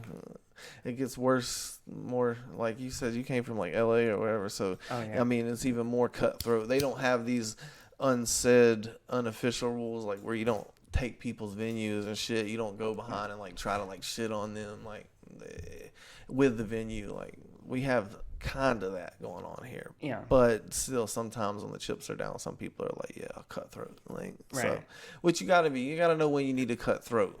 But at the same time, you got to know when it's a bad move. Yeah. And if you don't, it sets you back. Yeah. Yeah. Sometimes you got to sacrifice a pawn to, you know, get Some in a people just position. don't think of that long-term shit, though, man. Like, Yeah. You'll never mourn the doors you didn't know never came because of the decisions you made, but ultimately you make enough of those decisions and like those doors never come because you closed them all in another way. Yeah. Like, so. Yeah. Some people are that lab rat pressing the cocaine button over and over instead of the water button. Cocaine. That's nice. Uh-oh, trigger word. Oh, yeah. Brought to you by Coastal Horizons. It's a free plug. Yeah. For those of you that are not local, Coastal Horizons is pretty much like a rehab clinic type deal. By name. Yeah. Some people have better experiences there. I don't know. Yeah. I've heard it's a racket. Oh yeah. Like here's your Suboxone. Yeah. Well, because it's state funded, so you know, like the more people that they have there, the more money they get from the state. It works like everything. Capital is behind the movement of anything. But it's honestly can't be all bad. Although, I mean, I tried to get up with them because I don't have a psychiatrist to handle my medications anymore. Yeah. And because the place where I get therapy, like they fired the lady and haven't gotten a. And so they sent me to Coastal Horizons, and they were shit. Like they were so disorganized. Like I had to have my paperwork sent over multiple times, and they were like, "Well, don't see it." And then they finally get it, and it's like, "Okay, well, we'll call you back." No call back. Call back a week later. Oh wait, we don't have you on record. It's like, what the fuck? It's backwards there. Like I was forced to go to that because of drug court for just weed. So it was like I was there and it was like, this is ridiculous. Like these people aren't going to reform me from this. Like it just was nonsense to me. But it was one of those. For one, you can't force somebody to rehab if they don't want to anyway. Exactly. You can make it part of their court order. I mean, but the majority is like they're going through the motions. Yeah. You know? And it was just weed at the time. So it was just like, come on now. North Carolina is very draconian. Like we're one of the last states in the country where weed is completely illegal. Yeah. But we knew that was going to happen. Yeah. It's a Bible Belt fucking. Well, shit, Louisiana, it's partially legal. You know, that's Bible Belt. It'll get there, but we'll be like the last ones. Yeah. And that's what everybody said from the beginning of like the push to legalize was like, yay, like it was at Washington D.C. was like the first place or something, and everyone was like, oh, everyone will follow suit, and here we are like years later, and they're still not here, but it's like it's coming. Yeah, it's been like 8 years, or no, 6 years since the whole wave of legalizations. Because I was living in L.A. when first it went legal for medicinal. And everybody went out and got their medical cards because, you know, all you had to say was like, I get nauseous sometimes, or, you know, I have insomnia, and it's like, boom, here's your card. Yeah. And then a couple of years later, it went recreational. But this past election, it was crazy. Like, I was talking to my buddy Kev, and it's fucking recreational in Arizona. It's like historically one of the reddest states, and you know, they're that is something that conservatives and like Republicans are getting on board with. Like in some places, it's just all about. Well, because they're getting at that age where, you know, they need something to help with their Parkinson's or glaucoma or whatever. Well, the effects of it are kind of unignorable when you see like what it does for people, like you said, with like Parkinson's and shit like that. It's like, damn, like that works a lot better. But I think they knew that all along, somewhat to speak. But they were just it's better when pharma makes it. And it doesn't even work. That's what I'm saying. Like from there, it's like, why don't we just get pharma to me? Even like they legalized pot, and then they started having like THC pills that pharma was making, and I was like, dude, just fucking smoke the weed. Yeah. Like, don't take this. Yeah, like and synthetic weed's fucking dangerous. Like there's like hospitalizations and deaths and shit around it, and it's like, but that's illegal. Yeah. Right. You know, it's like, are you familiar with Hamilton Morris? Mm-hmm. He's if you have Hulu, check out his show. He started off on Vice. He's a chemist, and he has a show called Hamilton's Pharmacopoeia, where he goes around the world investigating like the history and cultures around different illicit drugs, and then he also goes into the chemistry of it, which is fun because every episode he breaks down like the entire process of how to chemically synthesize it, and like shows you all the diagrams, but does it like so fast that it's just like da da da da da da da da da da da. What's his name again? Hamilton Morris. Okay. He's been on Joe Rogan a couple of years ago. You gotta go on Joe Rogan if you want me to watch. Like for the most part, I'll listen to some Joe Rogan. Like he's got like the key parts of it, like and the reels or shit like that. If you get on that, it'll show you like the good ones that I want to hear. I've heard some of them, but I don't listen to a whole Joe Rogan podcast. It's like 2.5 hours. I'm like, for the most part, depends on who it is. That is true. Like a Duncan Trussell episode, I can't stop listening. I got you. I guess that makes it depends on how interesting the person is, definitely. Because like Bill Burr and like Elon Musk and those. Yeah. But even like Elon Musk, I still think he's interesting. I was still like fast forwarding a little bit. Like let's get to the next thing y'all talk about. I want to see what that is.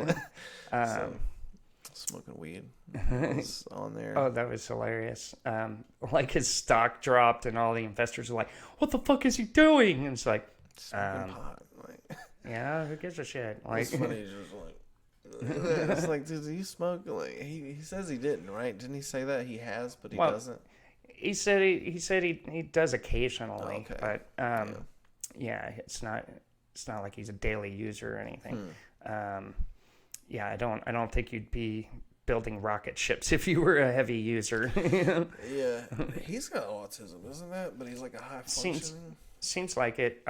It's just like a lot of when I watch him in interviews and hear him speak, I definitely notice like some similarities. With the like halting speech pattern and. Like Obama does this same thing, you know, it's just like thoughts are just like, and it's like, okay, I want to be careful about what I say and how I say it to be as clear as possible. And well, the way autism, my understanding works is you're super good at some things, and then other things like you just aren't good at, like you just don't grasp it. Is that true? Or kind of to like you could build a rocket. You could build a rocket ship, but like if I played you in checkers, you would I'd dominate you. Like even though you are smarter than me. Well, it depends. Like the term used to be idiot savant, and that's and I forget what the modern term is now, but it occurs with very low functioning autistic people that kind of have shut-in syndrome, and the sensory overload's just too intense. They can't break out of it, which is really sad. Like, I used to work with special needs kids when I was teaching music, and music's a great way to reach through those barriers. So, but yeah, so like, what's his name? Kim Thal or Kim. I'm forgetting his last name. He's dead now, but he's the guy that the movie Rain Man was based off of. Okay. Yeah. And he's very low. He was very low functioning. Like, had to live in an institution his entire life, but he could remember every single word of every single book he had ever read, and he read like super fast, just like dun dun dun dun dun, and read thousands and thousands and thousands of books. And people would test him like, what's it say in this book on this page? And he could just like recite it verbatim. And but like, it's a give and take thing. Like for me, example, I have like a really crazy memory, and things like creative things, art, music, writing, and things like that come like super easy. Like, it's just natural. But when it comes to like social interactions, or like being able to take care of like day-to-day shit, like remembering to do laundry or do the dishes, or remember to put gas in my car, or like all the day-to-day shit. Like, just, it's not like that I'm lazy and don't want to do it. It just doesn't even occur to me. Or like, I've never held down a steady day job because I just blurt out what's on my mind, and and management doesn't like independent thinking and willful employees. It's like, just shut up and do it this way. The longest jobs I've maintained have been like construction type deal jobs where like all the people there like said crazy shit, so it was like not out of the norm. So, but I've held down some jobs for like 5 years at a time, but I couldn't do that shit. I hated it. Like, I hate day jobs. Like, period. They're just nothing. You do them for years, and then you still have the same shit you had when you started the job. It never goes anywhere. Like, it's just, for the most part. Sure, there's one fucking dude at a company, but for everyone else, on a wheel. It's just like, you just stay here forever. I can't do it either. The longest job I had was just about 3 years. When I first moved to California, my first job there was as a video game tester. That's a good job. Yeah, that was like one of the best jobs I ever had, because I have to check this to see. I have to pick up my daughter. Okay, good. We're still good. Oh yeah, what time is it? It's only 1:02. Oh, okay, cool. I'm just making sure. My wife will text me if I wait too long. Right. 2:10, she'll start texting me. Like, are you getting the kids? Like, I'm like, if I didn't tell you I wasn't, I'm going to get them. I get them every day. I get them up for the bus and pick them up. So what would happen if she texted you at 2:10 asking if you were picking up the kids, and you just said, nah? She'd call me. So it depends if there's a good enough reason. Like, if she texts me that and I'm like, I'm in New Bern right now, or I'm like, I've already started driving towards something far away, it's like she'll just get that. But if I'm in like town, it's like, go get them. Yeah. But I owe it to her, because she was like, I don't have a day job, and like, there was a time where she just took the kids to school, went to work, picked them up, and they were like in Leland, so she would basically drive 45 minutes to where she would take them, and then come to work, and then go get them at the end of the day. And then, I mean, that's a lot of drive. That's an hour and a half just in the morning, hour and a half at the end of the day, and then coming home. And then, you're the woman, so you gotta make my dinner. You're like, misogyny. Well, dude, that's hilarious you said that, because like, going back to, people that have, said that you're a misogynist, and like, I stick up for you sometimes. Don't stand in front of all the bullets. You'll get shredded. That is one of my autistic superpowers is like, a lot of the time I'm not even aware when people are talking shit to me, or like it's just like water off a duck's back. I'm like, oh, but yeah, like with the misogyny thing, I know I've said before, like. Have you met Tim? Have you hung out with Tim? Like, his wife wears the pants in that relationship. Like, I think he just lashes out with his comedy because he can at home, you know? Yeah, I can. I'm fucking got an angst for that. I mean, that's one of them things. I got 2 daughters and a wife, so, like, I make jokes that are misogynist. Like, they're still funny. They're funny jokes, especially if you realize, like, when I say, like, my dinner should be made, like, I don't literally mean, like, my wife is the woman, so she should make my dinner. Right. You know. Yeah, you cooked dinner last night. I cook dinner every night. Like my wife picks like one night out the week she might cook dinner, and that's only to mix it up because she's tired of me cooking the same things over and over again. And it's just like, go ahead, like make it. It's on you tonight. Yeah, I'm the cook in the house for the most part. Because I kind of like it, and like Mark can't cook for shit. Like the only thing he cooks is on the weekends he'll like wake me up with breakfast. Like he can fry an egg and bacon or whatever. Like that. Yeah, I like the breakfast though. Oh yeah, I can eat breakfast like any time of the day. Oh hell yeah. Dinner, like anything. My wife hates that shit too. I'm like, yo, she's like, I don't like that. Why do you make breakfast for dinner? I'm like, yo, bacon and eggs like is so easy. Yeah. And it's good. It's good. Oh, that was something I really missed in California was Waffle House because when I lived in Atlanta. Waffle House was the place to hang. This was back when you could still smoke indoors and shit. So you got drunk and went to Waffle House too. But like when you're like a broke ass teenager, you just get a cup of coffee and you can sit there all fucking night. Like I knew homeless people like gutter punks and shit that would just like spend the night there just with a cup of coffee because they're open. So, I didn't start going until I was like probably like 18.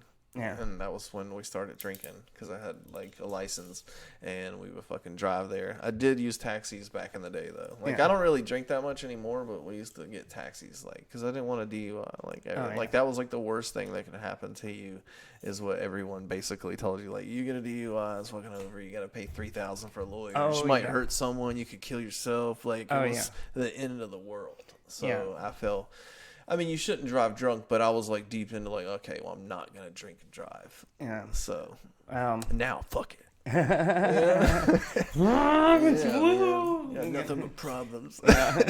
Oh man, I hate to say it, like it was a DUI that led me to North Carolina. And came to the right place. Right. That new bit I wrote this year when I quit drinking. It's like. Moved to Wilmington, found out this is a drinking town with a fishing problem. And but no, like I wasn't even like fun drinking driving. Like I was in the midst of a full psychotic breakdown from a meth addiction. So I was like hallucinating. I thought like people were out to kill me. I was like, you were the one the ads were looking for. Like, when they say like don't drive drunk, like you were the propaganda machine behind that. Wow. They were like this, like because when they do the ads, the person's just like, oh, I can't drive. Like, but well, it wasn't like that. Like I was sloppy. Yeah. But I was pretty suicidal at the time, and like this wasn't an intentional suicide attempt, but it was just a total lack of care about what happened to me at all. Yeah, and there's a word for it. I'm trying to think of it. Nihilism. Maybe it's something. Total disregard for oneself. Yeah. You weren't worried about it at all. Right, and but unfortunately, there was somebody driving a big moving truck, and I guess they were pulling into a parking lot, which it was closed. Everything in there was closed. There was nothing there to pull into, and they were driving without their lights on. So I'm driving in, all of a sudden, like I'm just like spinning around, like and unconscious, and that was the last concussion. That's how I ended up with epilepsy and shit. That's crazy. And I see it's fucked up because you see people on the road all the time driving with no lights. Like you'll see them in the middle, like every now and again. There's one in the pack, and it's just like, dude, turn on your fucking lights. Well, you know what was fucked up was the people that I hit, which like I clipped their rear bumper on a big ass truck, and they lawyered up and tried to sue me for damages and said that I was driving without my headlights on. But the police report said that my headlights were on at the scene. So like they were just totally making shit up for a frivolous lawsuit. Like they were asking for like $85,000. Like one of them said that, you know, they had to see a chiropractor. It's like, well, chiropractor's not even a real medicinal practitioner. Like chiropractors are quacks, you know, like chiropractors are. You never been to a chiropractor? Yeah, I have once. Yeah. Okay. Sometimes they're all right. Yeah, but like they can. It depends on how fucked up you were before they fucked with you. Like, because some people just like they straighten your shit out. You'll be good. I've been fresh. Like it don't feel good right then, but then when you get out like a couple days later, it's just like, yo, I'm loose. Yeah. Well, it depends. I guess it depends on your experience. But well, the one time I went to one, like my back was like so tense, like I mean I had to stay home from school for like over a week because I could barely walk, and you know, and as soon as they put their hands on my back, I was like, ah! And so like, yeah, they couldn't. And they were like, oh shit, I've never seen anything like this. So their only option was put those little electrodes on there, and it was yeah. So but, I don't know much about chiropractors. But. Well, the thing is that there's no scientific backing in what they do, and what's conveniently swept under the rug is how much damage they actually do to people. I mean, like they break your fucking neck, you know, like they paralyze people, you know. I've seen them do that shit where they like flip their fucking neck quick, and I'm like, dude, like that's crazy. Yeah, like, I'll be mad. Like, yeah. He's like loosen up, and then they just whip their shit. Yeah, I'm like, somebody's gotta be hurt from that. Yeah, I've seen that shit. I'm like, damn. Whiplash. They record it too. It's just like, like, what if you're the one? Yeah. I don't know. I know a back massage feels good, or like a chiropractor. Somebody pushing your shit in, especially like you get like pockets up under your shoulder blades and shit. Man. Just wait till you hit 40.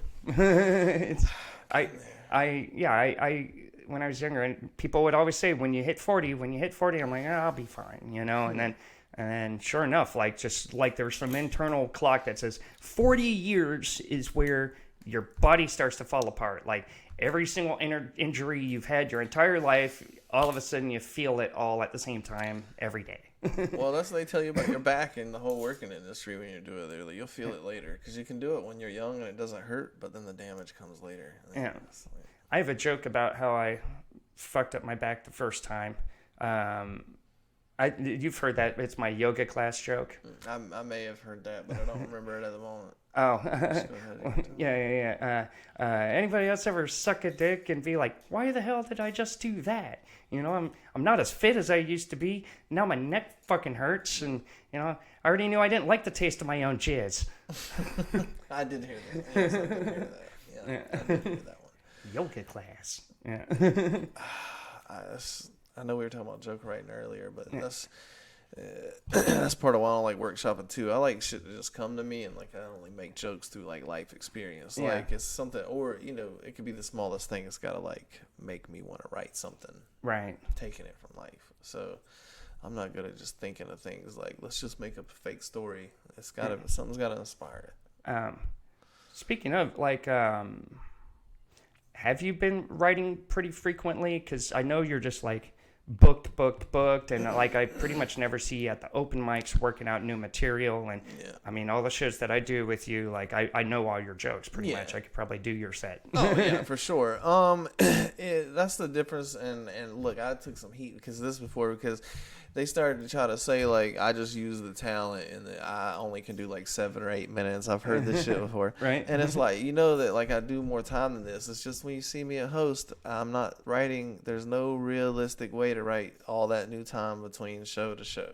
Yeah. But like when I went to Charlottesville and fucking Farmville and places like that, I did 30 minutes and it was easy. Like I just ran through it because I have my whole repertoire of comedy to go through up there. As we're here, it's just like, you've already heard me. People have heard me around here. I take new shit and I have stuff written out of town. So it's just, I don't know. I write when I can. Yeah. But I do like to use stuff I know works. And there's of not course. and still when I go to rooms, like it's not like I'm like, who's heard me? And everyone's like, no, fucking me. It's like there's two people maybe. And it's like, okay, cool. So it's just like we've all heard it, but there's the majority of the planet hasn't. Yeah, so. That's the thing. Like, that's the big difference between open mics and shows. Really, it's like, because it's always the same fucking comics, and you know, we've all heard each other's jokes a million times. Yeah. But you know, that can kind of give you a distorted perspective on it, and you know, start thinking like, oh, well, I don't want to keep telling the same jokes all the time. It's like, well, the audience hasn't heard that shit, you know. Yeah. And that's something we project on ourselves too. And I've seen new comics and older comics that still do it, and they have shit that works. But we've done 4 shows back to back, and on that next one, I see like something different, like different material that doesn't work. And I'm like, I've told people like, dude, don't change your material. Like, keep doing what you were doing that was working. You don't like. I can hear it 100 times and it don't bother me. I have no different, like vision of you. Because of the fact I seen you do the same sets. Like, it's fucking, that's what you have down. That's what works. You keep going and keep making that work. Yeah. Like, you don't have to switch it up. Yeah. Like, how many times do you think Tears for Fears has played, you know, Shout? Never heard that before. Never heard that before. You've never heard Tears for Fears? Holy shit. Now I feel old. I don't even know what that is. is. Never it's a band from the 80s. Okay. Yeah. See. I was born in 88. Oh, okay. Yeah, so I was right there. Yeah. I don't come to open mics. There are some I've been to, but where are open mics? Like, you know, they got Barzar. I've been there. I don't know what they're doing with Barzar now because I haven't been back since I stopped hosting, and I hear they're doing some sort of panel streaming podcast thing, which was my idea, and I got drunk and blurted it out. And, but I mean, I haven't. Me and Brian Granger tried to do that before, so it's not like it's a new idea. But like we tried. Me and Brian, I wanted to do it at Leaf and Barrel. I was like I was like, yo, like let's do a live recording here. Like it'd be pretty funny. Like, and so, but we just never went forward with it because Brian said he was moving at one point. Oh shit. And I was like, I don't want to get started with something that you're not going to be here for in 6 months, and then you didn't move. And I was like, oh, we could have did it, but we didn't. Right. So.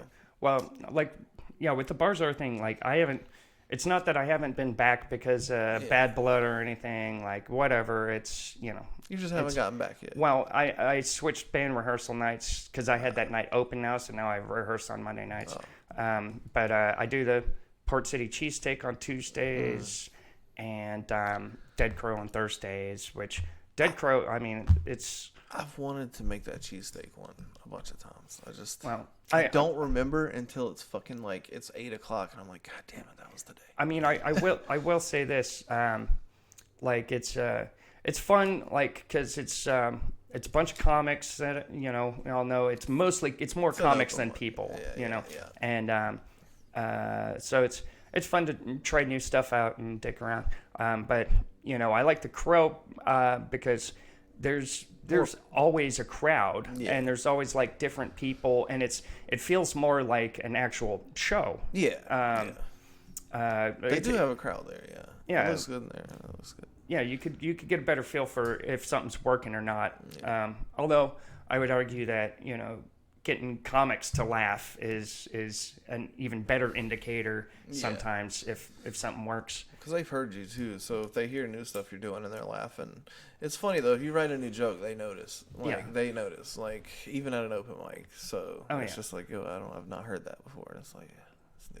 I still haven't done anything at Dead Crow yet, but I go in there and try to find new comics. Oh, I mean, I'm in there. I've been in there. I might go tonight. Natasha said she was coming, so I might go out there and see if I can find some new people. I am definitely going tonight. I'm gonna go up there. Oh hell yeah! Well then, I guess I'll see you there. My wife said it was okay. So. Nice. And on that note, just want to thank you again for coming on the show. Hell yeah. And thanks for having me on Steph's box. Yeah. It's all about my box. All right, man. I love this shit. Good chat. Hell yeah. Time to do some cocaine.